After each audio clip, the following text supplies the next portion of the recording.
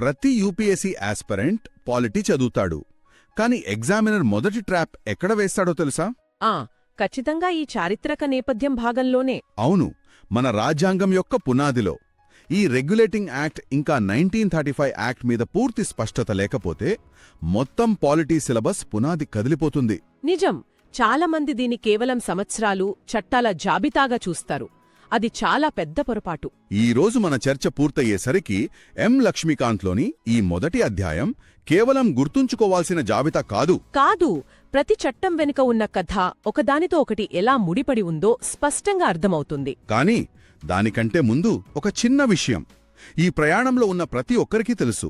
ఆ గంటల తరవాడి చదవడం, ఆ అయోమయం. అవును, కుటుంబం నుండి వచ్చే ఒత్తిడి, మనమీద మనకే వచ్చే అనుమానాలు అన్నీ ఉంటాయి. కొన్నిసార్లు అనిపిస్తుంది అందరూ ముందుకు వెళ్తున్నారు, నేనే అక్కడే ఆగిపోయానేమో అని.